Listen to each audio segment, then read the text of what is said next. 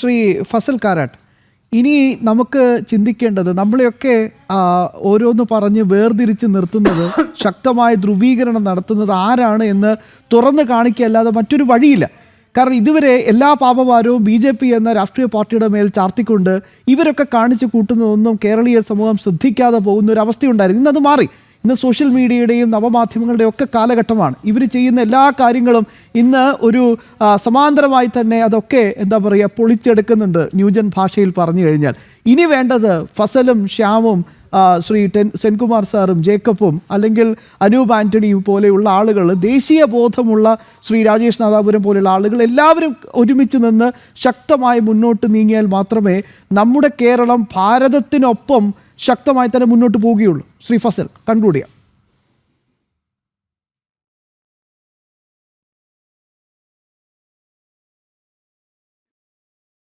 ഈ മഹാമാഘ മഹോത്സവം നടക്കുന്ന സമയത്ത് പ്രധാനമായിട്ടും രണ്ട് കാര്യങ്ങൾ മുന്നോട്ട് വെക്കാനുണ്ട്. ഇവിടെ കേന്ദ്ര സർക്കാരിനെതിരെ, മോദിക്കെതിരെ ഇവിടെ പറയാറുള്ളത് എന്താ? സകല മോദി വിരുദ്ധരും നിരന്തരം പറയാറുള്ളത് എന്താ? മുസ്ലിങ്ങൾക്ക് എതിരെയാണോ എന്ന്. യഥാർത്ഥത്തിൽ കേന്ദ്ര സർക്കാർ മുസ്ലിങ്ങൾക്കെതിരെയാണോ? ഏതൊരു മുസൽമാനും ഒന്ന് ചിന്തിച്ചാൽ കൃത്യമായിട്ട് മനസ്സിലാക്കാൻ സാധിക്കും. ഏതൊരു മുസൽമാനും പുണ്യമായിട്ട് കാണുന്നതാണ് ഹജ്ജ് നിർവഹിക്കുക എന്ന് പറയുന്നത്.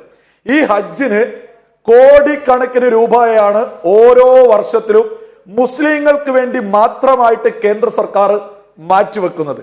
ഇതൊരു വലിയ യാഥാർത്ഥ്യമാണ്. അതായത് ഒരു മതത്തിനും കേന്ദ്ര സർക്കാർ എതിരല്ല എന്നതിന്റെ പ്രധാനപ്പെട്ടൊരു തെളിവാണിത്.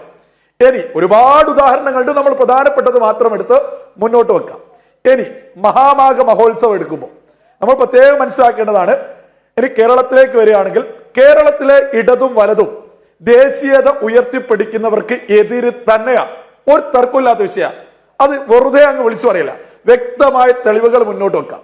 ഇവിടെ ഒരു ഹജ്ജ് ക്യാമ്പ് നടക്കുകയാണെങ്കിൽ ഇടതിന്റെയും വലതിന്റെയും നേതാക്കന്മാര്, അതായത് കോൺഗ്രസിന്റെ നേതാക്കന്മാര്, പ്രാദേശിക നേതാക്കന്മാര് മുതൽ സകല നേതാക്കന്മാരും ഹജ്ജ് ക്യാമ്പിലെത്തിയിട്ട് ഫോട്ടോ എടുക്കാൻ ഉന്തും തള്ളും നടത്തൂ, ഇല്ലേ? ഇതേപോലെ തന്നെയല്ലേ LDFന്റെ CPMന്റെ നേതാക്കന്മാര് പ്രാദേശിക ലീഡേഴ്സ് മുതൽ പ്രധാനപ്പെട്ട ലീഡേഴ്സ് വരെ വന്നിട്ട് ഹജ്ജ് ക്യാമ്പിലേക്ക് എത്തിയിട്ട് അവിടെ ഉന്തും തള്ളുമായിരിക്കും. എന്തിന്? ഈ ക്യാമ്പ് ഞങ്ങളാണ് നടത്തിയത്, ഞങ്ങളാണ് ചെയ്തത് എന്ന് ബോധിപ്പിക്കാൻ. ഇതേ സമയം നമ്മുടെ ദേശീയത ഉയർത്തിപ്പിടിക്കുന്ന വലിയ 10,000കണക്കിന് ആളുകൾ വന്ന മഹാമാഘ മഹോത്സവത്തിലേക്ക് ഏതെങ്കിലും കോൺഗ്രസിന്റെ നേതാക്കന്മാരെ നിങ്ങൾ ആരെങ്കിലും കണ്ടോ? CPMന്റെ നേതാക്കന്മാരെ നിങ്ങൾ ആരെങ്കിലും കണ്ടോ? ഇതൊക്കെ ഗൗരവത്തിൽ ചിന്തിക്കേണ്ടതല്ലേ? ഓരോ മലയാളിയും ഈ മഹാമാഘ മഹോത്സവമൊക്കെ നടക്കുമ്പോ തിരിച്ചറിയേണ്ട കുറച്ച് യാഥാർത്ഥ്യങ്ങളുണ്ട്, പരമയാഥാർത്ഥ്യങ്ങൾ.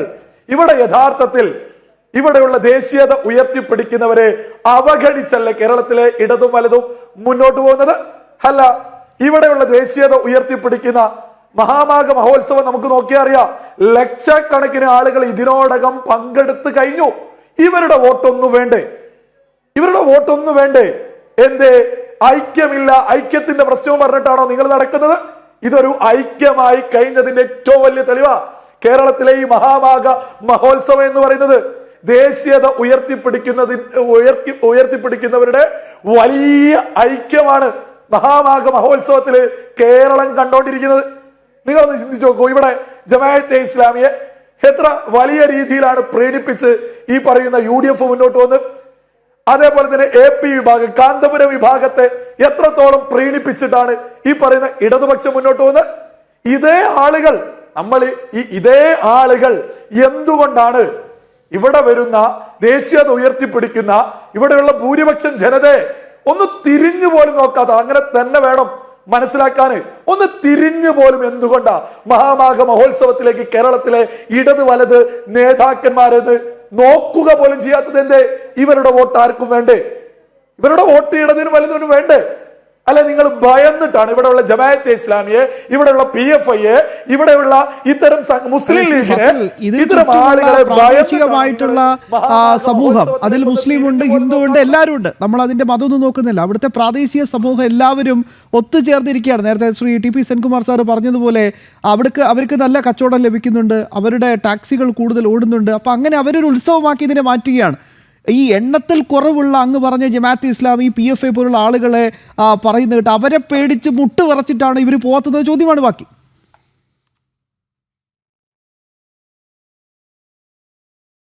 അതെ, ശരിയാണ്.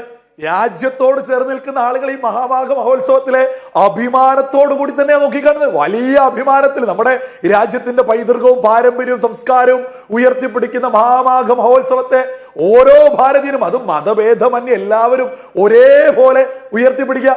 അതേസമയത്ത് ഇവിടെ ഈ പറയുന്ന കോൺഗ്രസും ഈ പറയുന്ന CPM ഇടത് വലത് നേതാക്കന്മാര് ആരെ പേടിച്ചിട്ടാ? അത് ഇവിടെയുള്ള ജിഹാദികളെ പേടിച്ചിട്ടാ. ഇവിടെയുള്ള ജിഹാദികളെ പേടിച്ചിട്ട് മാത്രമാണ്. അല്ലാതെ രാജ്യത്തോട് ചേർന്ന് നിൽക്കുന്ന ഏതെങ്കിലും മുസൽമാൻ ഇതിനെ തിരിഞ്ഞു നിൽക്കുന്നുണ്ടോ? ഏതെങ്കിലും ക്രിസ്ത്യാനി ഇതിനെ എതിർത്ത് നിൽക്കുന്നുണ്ടോ? ഇല്ല. ഇവിടെയുള്ള ജിഹാദികൾ അതിന് തിരിഞ്ഞു നിൽക്കുക. ആ ജിഹാദികൾ നിയന്ത്രിക്കുന്ന ഈ പറയുന്ന UDF LDF ഇതിന്റെ നേതാക്കന്മാർക്ക് അങ്ങോട്ടേക്ക് പോവാൻ പറ്റുന്നില്ല. പേടിയാണ്. പോയി കഴിഞ്ഞാൽ ഇവരുടെ വോട്ട് കിട്ടില്ല. ഏതൊരു നെറികെട്ട വോട്ടും വാങ്ങി അധികാരത്തിലേക്ക് എത്താനാണല്ലോ ഇവിടെ UDF ഉൾപ്പെടെ. ജമാഅത്തെ ഇസ്ലാമിയെ അത് അവരെന്ത് വർഗീയത ചെയ്തത് എന്ന് VD സതീശൻ ചോദിച്ചത് കേരളം ഒന്നടങ്കം കേട്ടതല്ലേ? അപ്പൊ VD സതീശന്റെ സ്റ്റാൻഡ് എന്താ? അതൊക്കെ വ്യക്തമല്ലേ? അപ്പൊ കോൺഗ്രസും ഇടതുപക്ഷവും ജിഹാദികളെ ഭയന്നിട്ട് പേടിച്ചിട്ട് തന്നെയാണ് ഈ പറയുന്ന മഹാമാഘ മഹോത്സവത്തിലേക്ക് തിരിഞ്ഞു നോക്കാത്തത്. അതേസമയം രാജ്യത്തോട് ചേർന്ന് നിൽക്കുന്ന മുസ്ലിം ആയിക്കൊള്ളട്ടെ, ക്രിസ്ത്യാനി ആയിക്കൊള്ളട്ടെ, ഏതു മതത്തിൽപ്പെട്ട ആളുകളും അത് വലിയ അഭിമാനത്തിൽ തന്നെയാണ് ഉയർത്തിപ്പിടിക്കുന്നത്.